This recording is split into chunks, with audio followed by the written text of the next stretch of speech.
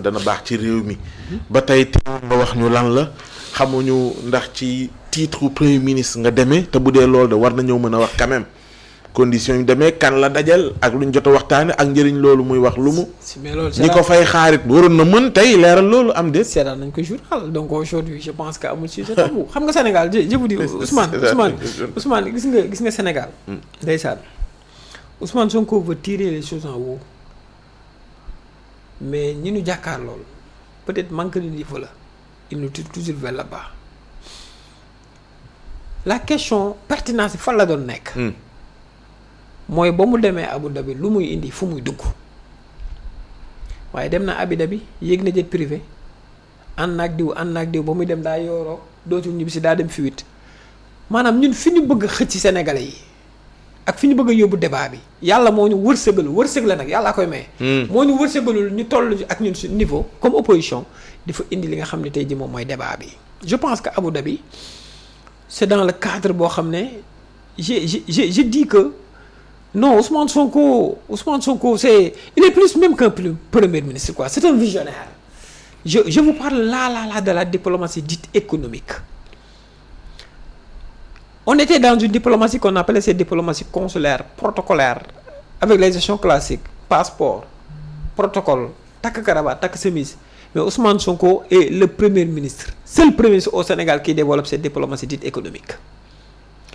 Le premier ministre Ousmane Sonko, boo compter voyage yi mu def njort na néew na ci at yi mu fi toog un premier ministre def ses déplacements juste dans le but de trouver des ressources pour relancer l'économie du Sénégal. boo xoolee effort yi mu def c'est la toute première fois dans l'histoire politique sénégalaise nga dégg ne un premier ministre mi ngi revendiquer un projet de souveraineté dont il revendique même la paternité à travers le plan de redressement économique et social. C'est la toute première fois dans l'histoire du politique dans l'histoire politique sénégalaise nga gis un premier ministre boo xam ne dans la sous-région il tente toujours d'amasser ce qu'on appelle les parts de marché. Je vous raconte son voyage en Côte d'Ivoire. Je vous raconte son voyage en Guinée-Conakry. D'où on a créé ce qu'on appelle la route de l'aluminium. Guinée-Conakry mooy deuxième réserve mondiale en termes de bauxite. Avec notre gaz to power, on développe benn corridor mu ñëw fii Sénégal ñu mën ko fay exploiter Sénégal doon benn ëpp aluminium boo xam ne fii la ñuy exporter désormais l'aluminium et li ma lay wax ni lu ñu xaatim la. Développer ce qu'on appelle la ligne interconnexion maanaam électrique de l'OMVG bi nga xam ne tey jii. un extra super ministre may na ko. ba muy wax ci lu mel nii. non li xew ci Guinée Bissau ak anam bi ñu ci waxee. combine oui Sierra Leone. je termine par là Sierra Leone nga dem Sierra Leone ñu créé fa la route de l'acier nga xam ne manganèse ba fa nekk moom la ñuy jëli indi corridor dugal ko biir Sénégal di togg suñu fer ak suñu fer dafa la ak aussi ko manganèse ba fa nekk ngir di mën a doon benn ëpp boo xam métallurgie.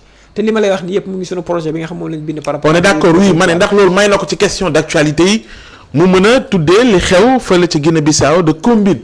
xam nga nit ñi dañ xamee woon homme d'état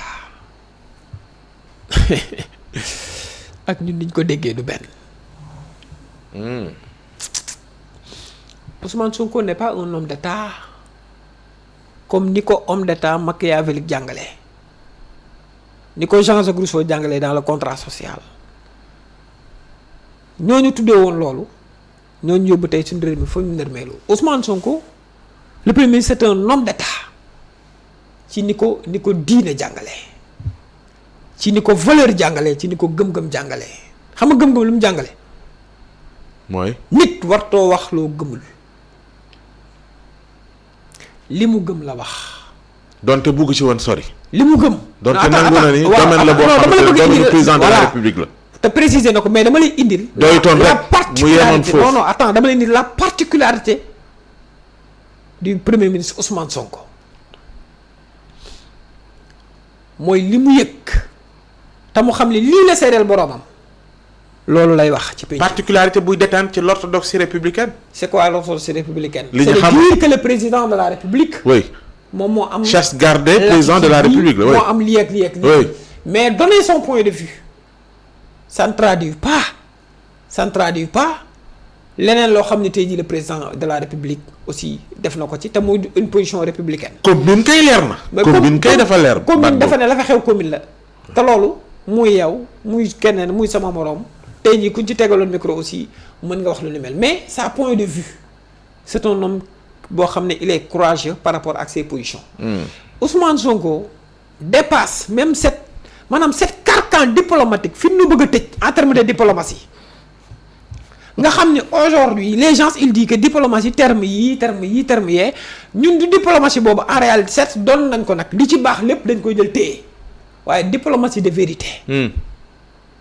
dafa am solo. et Ousmane Sonko yàlla daf ko dimbali le premier Ousmane Sonko moom xamul maquillage li ko benn opposant waxoon ne ko tu n'es pas un politicien. xoolal li ma lay wax aujourd'hui après sa réaction demal ci réseaux sociaux yi nga dugg nga xool dans les sites africains. ouais nga xool rebondissement bi nga xam ne tey jii moom la peuple africain bi am tu sens nettement que kii li muy wax moom la africain yi gëm li mu gëm nag ak li population bi gëm ak li état en tant que état. oui régalien la muy def loolu maanaam leneen la. waaye kii dafa wax gëm-gëmam donc cette posture républicaine incarnée par le président de la République Bassirou Diomaye Faye. loolu lu am la diplomatiquement lu ñu magnifier la mais y a une posture boo xam ne nit ki la moom le premier ministre Ousmane Sonko et li ma ci gën a neex mooy daf ko delloowaat le président de la République Bassirou Diomaye Faye xamal ko ni yow lii c'est prérogative la malgré man lii sama gis-gis la waaye lii aussi c'est prérogative la preuve en est que bu ko neexoon mu ne le ministre de l'intégration africaine et des affaires étrangères jugal nga wax ci question bi mais daf ko laisser à la latitude intégrale du président de la République son excellence Bassirou Diomaye Diakhar Faye. mu mujjee ak moom parce que laaj nañ ko ci digganteem ak président de la République wax na ni ñooy reerandoo ñooy añandoo amul benn souci bu am seen diggante lu mooy jàmm ak salaam mais mën a waxoon na ni avant le 8 dina am le 8 après le 8 jëfru national. mu wax ni soxla woon nañ clarification ndax am na lu leer Khadim ci loolu mu wax. waaw am na lu lan mooy clarification. am na lu leer. moom moo xam li tax mu ne clarification man li leer ci man mooy. waaw c'est ce qui oppose le projet dañoo dévoilé wu. gis nga ñun idolâtré wuñu en réalité le premier ministre Ousmane Sonko mais dañoo xam ne xoolal bu yàlla ànd ak yow rek ànd na ak yow. y a une stratégie politique boo xam ne moom moo ko waxal boppam li mu bëggoon mu leer na ci bëtam leer na ci bëtu sénégalais yi mooy aujourd'hui on a vu toutes ces personnes yi nga xam ne ils ont benn peut-être doon làqatu suñu biir mel na ñu bokk ci ñun te bokkuñu ci ñun te ku tëroon projet bi mbaa nga tër Ousmane Sonko ñu am nañu ko def jàll tey jii ñoo ñëpp feeñ nañu yàlla moo jaarale ci mbir mi di segg képp koo xam ne bokkoo ak ñun gis-gis ci souveraineté